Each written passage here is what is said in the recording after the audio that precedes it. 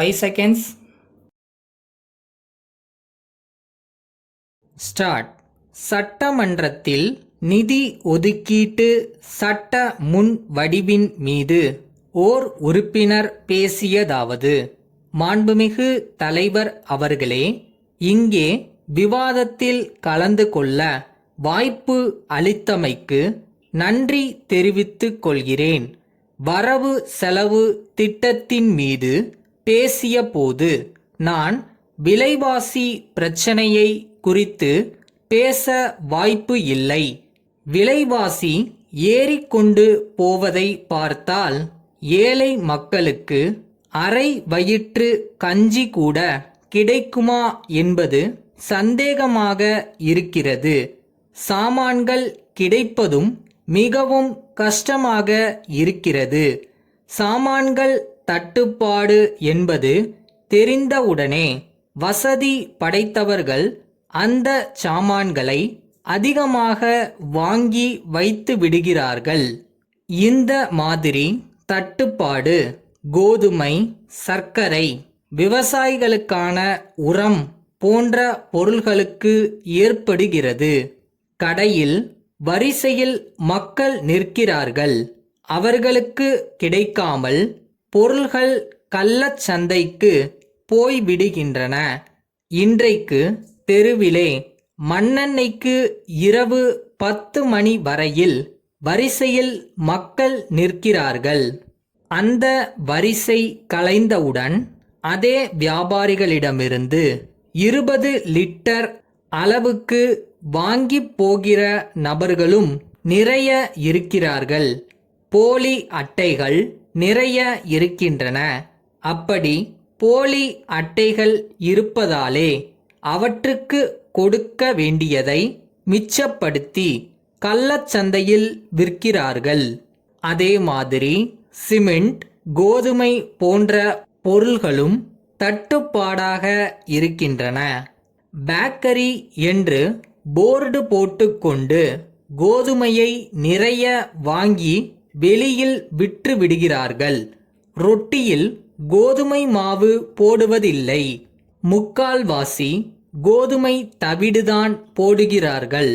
இது மாதிரி செய்வதற்கெல்லாம் முற்றுப்புள்ளி வைக்க அரசு நடவடிக்கை எடுக்க வேண்டுமென்று கேட்டுக்கொள்கிறேன். அடுத்து, நெசவாளர்களுக்கு கொடுத்த கடனை தள்ளிவிட்டதற்காக நாங்கள் மகிழ்ச்சி அடைகிறோம். அதேபோல விவசாயிகளுக்கு கொடுத்த கடனை கொண்டு அவர்கள் பயிர் விளைவித்து ஏராளமான லாபம் அடைந்திருப்பதால் தள்ளுபடி செய்ய வேண்டியதில்லை என்று சொன்னார்கள். விவசாயிகள் கடன் வாங்கி கிணறு வெட்டுகிறார்கள். ஆனால் அந்த கிணறுகளில் தண்ணீர் வராமல் பாழாகி போகின்றன. அது போலவே பயிர் வளர்ச்சிக்கு குறுகிய கால கடன் வாங்கிய பல பேருக்கு நஷ்டம் ஏற்படுகிறது. விவசாயத்தில் இயற்கையும் ஒத்துழைத்தால்தான் பயிர் வளரும். என் போன்றவர்கள் சொற்ப நிலத்தை வைத்துக்கொண்டு அதில் பாடுபட வேண்டியிருக்கிறது. எனவே ஒவ்வொரு கிராமத்திலும் எவ்வளவு ஆயக்கட்டு இருக்கிறது, எவ்வளவு ஏக்கர் நிலம் இருக்கிறது, அதில் எவ்வளவு மகசூல் இல்லாது போய்விட்டது, எவ்வளவு கிணறுகளை வெட்டினார்கள், எவ்வளவு தண்ணீர் வராமல் பாழாகிவிட்டது என்று கணக்கெடுத்து அந்த கடன்களை எல்லாம் தள்ளுபடி செய்ய வேண்டுமென்று கேட்டுக்கொள்கிறேன். அடுத்து, வேலையில்லா திண்டாட்டம். பல படித்த பட்டதாரிகளுக்கு, பொறியாளர்களுக்கு வேலை இல்லை. அடுத்து, வேலையில்லா திண்டாட்டம். பல படித்த பட்டதாரிகளுக்கு, பொறியாளர்களுக்கு வேலை இல்லை. பள்ளிக் கல்வி இறுதி படித்த ஏராளமான பேர் வேலை இல்லாமல் இருக்கிறார்கள். சொத்து சுதந்திரம் என்று இருந்தால்தான் பிழைக்க முடியும். எனவே இந்த வேலையில்லா திண்டாட்டத்தை போக்க அரசு ஏதாவது செய்ய வேண்டுமென்று கேட்டுக்கொண்டு விடைபெறுகிறேன். பிரபல பென்சில் தயாரிப்பாளர்கள் சென்னை பெருமாள் செட்டி நிறுவனம், மதுரை யசோதா பல்பொருள் அங்காடி உரிமையாளர் தாமோதரன் அவர்களுக்கு எழுதிய கடிதம். அன்புள்ள ஐயா, தங்களது 2ஆம் தேதிய கடிதத்திற்கு பதில் எழுத ஆரம்பிக்கும் முன்னர் தங்களது 3ஆம் தேதிய கடிதமும் கிடைக்கப் பெற்று விபரங்கள் அறிந்து கொண்டோம். தற்போது அனுப்பப்பட்ட விலை குறைந்த பென்சில்கள் உங்களது பகுதியில் சரியாக விற்பனையாகவில்லை என்பதை அறிந்து கொண்டோம்.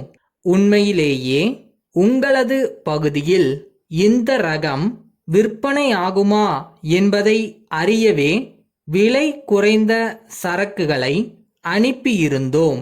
ஆனால் உங்களது பகுதியில் நல்ல தரமுள்ள பென்சில்கள் மட்டுமே விற்பனையாகும் என்பதை அறிந்து கொண்டு இனிவரும் காலங்களில் தரமுள்ள சரக்குகளை மட்டுமே அனுப்புவது என்று தீர்மானித்துள்ளோம். தரம் குறைந்த பொருட்களை திருப்பி அனுப்பிய வகையிலும் அவற்றை வாடிக்கையாளரிடமிருந்து திரும்ப பெற்ற வகையிலும் தங்களுக்கு ஏற்பட்ட நஷ்டத்தை நாங்களே ஏற்றுக்கொள்வது என்று தீர்மானித்துள்ளோம். இதனால் ஏற்பட்ட நஷ்டத்தை தாங்கள் பின்னர் சரிக்கட்டிக் கொள்ளும் வகையில் எங்களது முழு ஒத்துழைப்பையும் நல்குவோம் என்பதை உறுதிப்படுத்துகிறோம். தங்கள் உண்மையுள்ள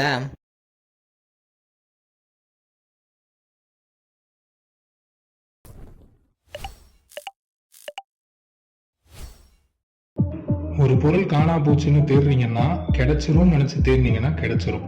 அது அங்கதான் இருக்கு. நம்பிக்கை நமக்கு தான் வேணும்.